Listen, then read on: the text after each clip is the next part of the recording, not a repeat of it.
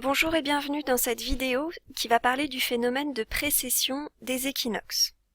Alors je vais vous expliquer ce phénomène, ce que c'est et à quoi est-ce qu'il est dû. Je vais utiliser pour ça une animation que j'ai réalisée avec GeoGebra. Voici ici la Terre qui tourne sur elle-même suivant son axe de rotation et qui décrit autour du Soleil une orbite qui est elliptique. L'axe de rotation de la Terre pointe actuellement vers l'étoile polaire. Cependant, cette orientation varie au cours du temps.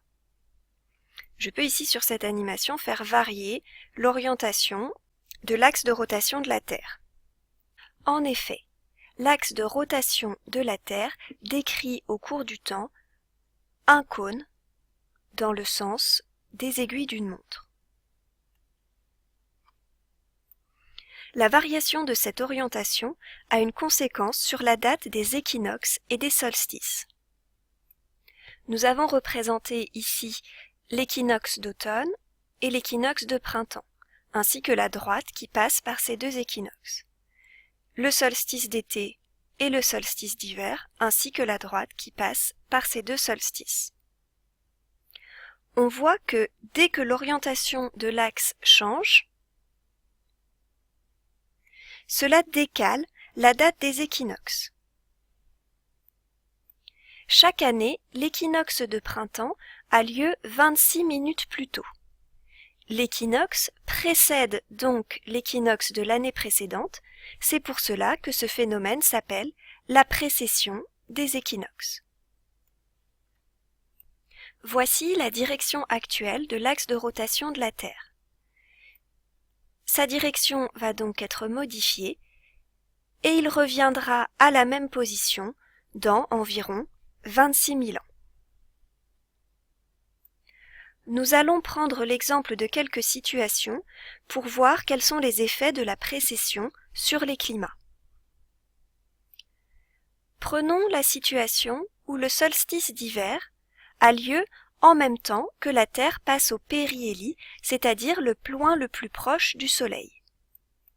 Et voyons ce qui se passe en hiver. En hiver, l'hémisphère nord reçoit un rayonnement moins important car le pôle nord pointe dans la direction opposée au Soleil. C'est donc l'hiver. On est au périhélie, c'est-à-dire au plus proche du Soleil. Donc le rayonnement est un peu plus intense. On va donc avoir un hiver plutôt doux dans l'hémisphère nord. Inversement, lorsque la Terre est au solstice d'été, c'est l'été car le pôle nord pointe vers le Soleil. L'hémisphère nord reçoit donc un rayonnement solaire plus important. Par contre, la Terre est très éloignée du Soleil, elle est à l'aphélie. On aura donc un été qui sera plutôt doux. Prenons maintenant la situation opposée. C'est-à-dire que le solstice d'été a lieu au moment où la Terre est au périhélie et le solstice d'hiver a lieu au moment où la Terre est à l'aphélie. Lorsque la Terre est au solstice d'hiver, c'est l'hiver dans l'hémisphère nord. Et c'est aussi le moment où la Terre est la plus éloignée du Soleil. On a donc deux facteurs qui vont faire qu'il y a peu d'énergie solaire reçue dans l'hémisphère nord. D'abord, l'inclinaison des rayons du Soleil qui est faible, et ensuite, le fait que la Terre soit loin du Soleil. On va donc avoir des hivers plus froids, plus rudes. Dans cette situation, lorsqu'on est en été, donc le pôle Nord pointe vers le Soleil, on est aussi dans la situation où la Terre est la plus proche du Soleil. On a donc deux phénomènes qui vont faire qu'il y a beaucoup d'énergie solaire reçue dans l'hémisphère Nord, et on va donc avoir dans l'hémisphère Nord des étés très chauds. La précession est donc un phénomène qui va influencer le contraste entre les saisons.